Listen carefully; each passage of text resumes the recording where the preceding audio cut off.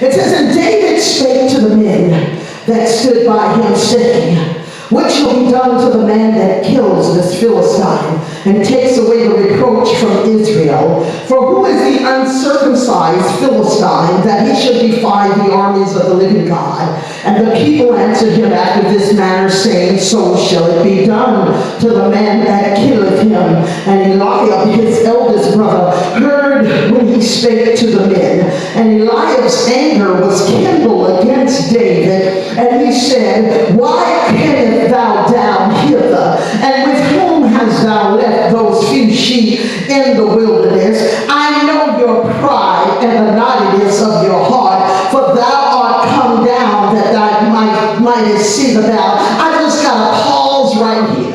For see, when you start stepping into your destiny, when you start being launched into what God has sent you to this earth for, you're going to have some naysayers and some haters, and included in your own family, who get jealous because you have now taken the bull by the horns.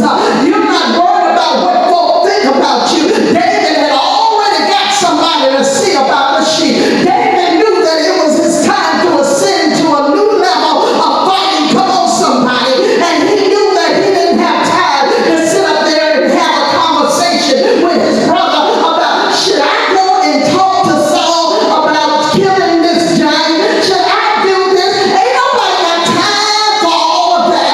When you got to go, you got to go. And you can't worry about people gonna talk about you. Just get that in your head. People talk about Jesus Christ. They still talking about him. And once you start really walking in what you know to be the truth, what you know is your assignment from God, when you know you up on the wall and you ain't coming down, you better know that there's going to be some haters that will try to ascertain, that will try to analyze who you are, that will try to tell you who you are, and it ain't nothing but a lie from the pits of hell. You are who God called you to be. You are doing what God sent you to do.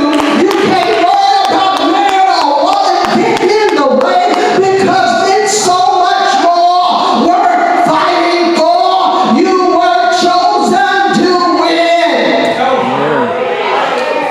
David's brother was jealous. Can I talk to you? And instead of him just staying in his lane, he up here worried about what David is doing, how David is doing it, and how he had the audacity to step into a role that he should have been doing. Can I talk to you? Let us continue on. Verse 29. And David said, what have I now done? Is there not a cause? Big brother, you are tripping.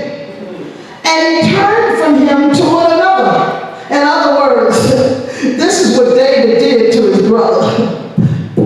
I heard you, but talk to the hand. Let me entertain my idea to somebody else.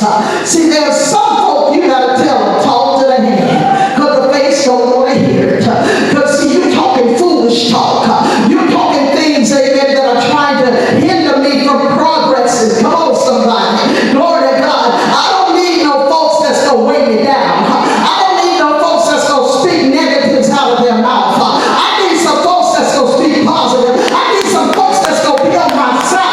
I need some folks that say, girl, you can do this. I know you ain't never ever killed a giant before, but I believe that you got some history on you. Glory to God, because I remember when.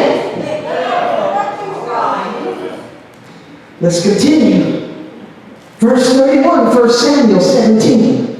It says, and when the words were heard which David spake, they rehearsed it before Saul, and he sent for him.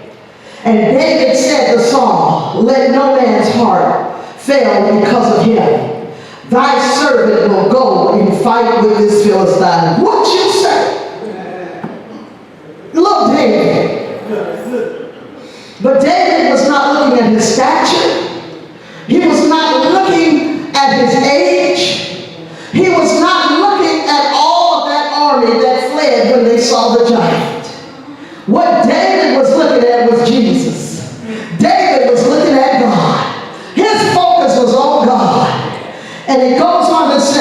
And Saul said to David, you're not able to go against this Philistine to fight with him, for you are but a youth, and he a man of war from his youth.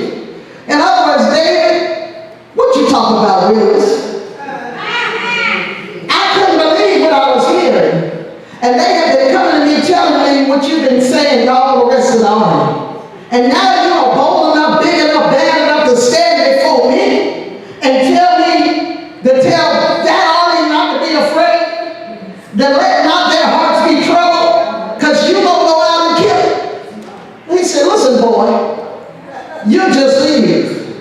And this one that you're trying to take out, he's been fighting since he's been a youth. He's got way more experience on you. Ain't that just like Jesus? Isn't that just like God? It don't matter what you got on me.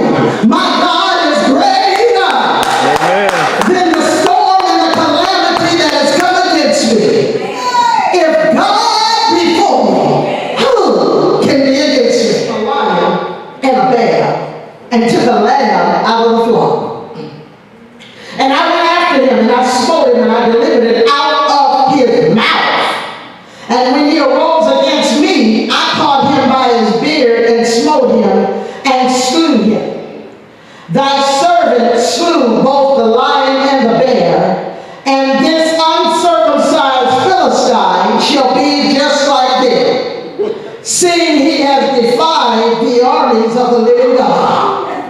Anybody that defies God's plan, anyone that comes against the plans of God, any man or woman that comes against what God has ordained will go down. I dare you to come against a truly anointed man or woman of God. How dare you try to come against what God has ordained? He said, okay, King, can I give you my resume? He said, I'm going to give you a verbal resume of my experience since you think I'm too young to take out this uncircumcised Philistine. He said, and I can hear his Holy Spirit DNA saying, you're chosen to win. You're chosen to win. You're chosen to win. Oh, David, you're going to win this. Amen. Even though your own brothers are not with you, I'm with you, David. Even though they're talking about you like a dog, because they're just jealous because you got an audience with the king. Your gift will make room for you. Your gift will take you before great men. I dare you to keep on doing what God called you to do. God will open up great effectual doors for you that no man can shut. I don't care how small it may seem right now. God is moving behind the scenes because if you're faithful over a few, he'll make you ruler over many. And David was faithful over the sheep, and then with the dung, with the poo-poo, with the doo-doo out in the pasture, getting it all over him. But he loved his sheep, and God knew that he was going to promote him. David was going to soon be king. So David was up there giving Saul his resume. Look at your neighbor real quick, say, I got a resume. Look at him real quick again and say, I got some experience. Let's look at him and say, I don't look like what I've been through.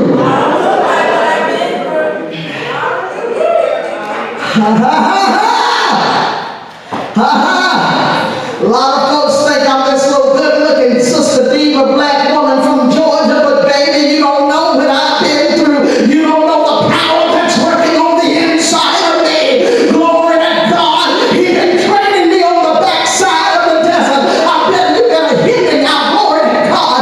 Amen. God will snatch you up and put you on the potter's wheel to get you ready for some of the greatest battles you'll ever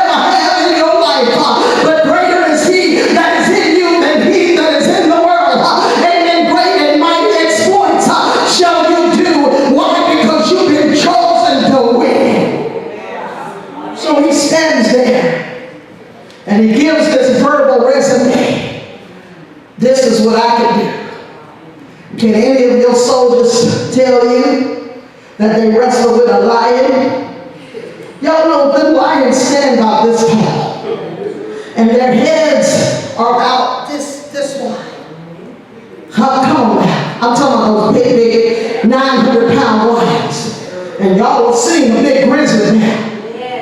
Now anybody that would take on a lion, he said, and then he explained it into detail. He says, I took the lamb out of his mouth. Who wants to get that close to the mouth of a lion? He said, and then I took him by his beard and killed him. That's who I am. I look like one thing, but what's backing me will take out a whole army. Amen. Huh? I'm chosen to win. That's why I gotta fight for my destiny. I gotta fight within my own mind. The creepy, nasty, evil things that come up in the recesses of my mind to try to get me off track, to try to make me say something, try to make me do something that's not pleasing unto God. I gotta fight. I gotta cast down every vain imagination that will try to rise up against the will of God in my life. Y'all understand? There's a fight on your hands every day. The enemy knows what you used to like in your old man. He knows, amen, what used to tickle your flesh, the lust of the flesh, the lust of the eye, and the pride of life to keep you from walking in the fullness of what God has for you. You gotta fight with all of your might. Glory to God. Amen. You gotta fight with the force and the power of Jesus Christ. Not by power, not by might, but by my Holy Spirit. Shall you be able to win the battle? So he gave him his resume. 1 Samuel, the 17th chapter. Glory to God. David said,